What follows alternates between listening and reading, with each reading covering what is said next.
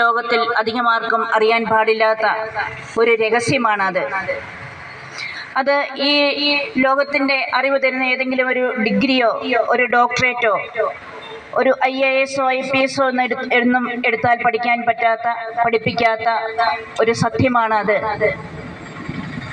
ഈ ലോകത്തിൽ ഏത് യൂണിവേഴ്സിറ്റിയിൽ പഠിച്ചാലും ഒരു സിലബസിലും നമ്മെ പഠിപ്പിക്കാത്ത ഒരു രഹസ്യമാണ് അത്. അത് നമുക്ക് ഒരു പുസ്തകത്തിൽ മാത്രമേ ഈ സത്യത്തെക്കുറിച്ച് വായിച്ചറിയാൻ സാധിക്കുകയുള്ളൂ. ആ പുസ്തകത്തിൻ്റെ പേരാണ് സുവിശേഷം. സ്നേഹമുള്ളവരെ, ഇനി ഞാൻ പറയാൻ പോകുന്നത് എന്താണെന്ന് വെച്ചാൽ, നാം ജീവിക്കുന്ന ഈ ലോകത്തും വരാനിരിക്കുന്ന ലോകത്തും നമ്മെ രക്ഷിക്കാൻ കഴിവുള്ള ഒരേ ഒരു രക്ഷകനേയുള്ളൂ. അതാണ് കർത്താവായ യേശുക്രിസ്തു എന്ന സത്യത്തെക്കുറിച്ചാണ്. ഇത് സുവിശേഷത്തിലുടനീളം നമുക്ക് വായിച്ച് മനസ്സിലാക്കാൻ സാധിക്കുന്ന ഒരു സത്യമാണ്. വിശുദ്ധ യോഹന്നാൻ എഴുതിയ സുവിശേഷം 2-ാം അധ്യായം 10-ാം വാക്യത്തിൽ ഇപ്രകാരം എഴുതിയിരിക്കുന്നു: ഇതാ സകല ജനത്തിനും വേണ്ടിയുള്ള സന്തോഷത്തിന്റെ സദ്വാർത്ത നിങ്ങളെ ഞാൻ അറിയിക്കുന്നു.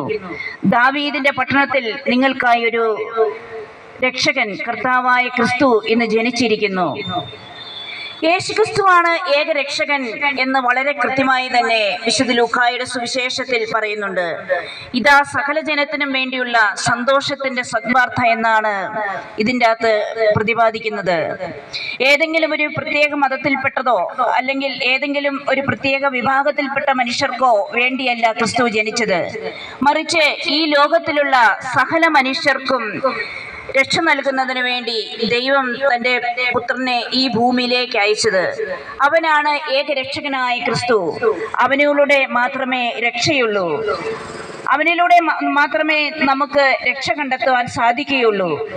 അപ്പോസ്തല പ്രവർത്തനം എന്ന പുസ്തകത്തിൽ 4-ാം അധ്യായം 12-ാം വാക്യത്തിൽ ഇപ്രകാരം വിശുദ്ധ പൗലോസ് അപ്പോസ്തലൻ പറയുന്നുണ്ട്: ആകാശത്തിന് കീഴെ മനുഷ്യരുടെ രക്ഷയ്ക്കിൽ മനുഷ്യരുടെ ഇടയിൽ നമ്മുടെ രക്ഷയ്ക്ക് വേണ്ടി ഒരു നാമം മാത്രമേ നൽകപ്പെട്ടിട്ടുള്ളൂ.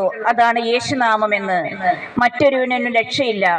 സ്നേഹമുള്ള സഹോദരങ്ങളെ, ഇന്ന് രക്ഷപ്പെടാൻ വേണ്ടി മനുഷ്യർ പരക്കം പാഞ്ഞുകൊണ്ടിരിക്കുകയാണ്. എവിടെ ചെന്നാലാണ് രക്ഷപ്പെടുക, ആരുടെ അടുത്ത് ചെന്നാലാണ് രക്ഷ കിട്ടുക എന്ന് ചിന്തിച്ച് നെട്ടോട്ടം ഓടിക്കൊണ്ടിരിക്കുകയാണ്. ഇന്ന് ലോകത്ത് ഒരുപാട് മതങ്ങളും ഒരുപാട് ദൈവങ്ങളും എല്ലാം ഉണ്ട്.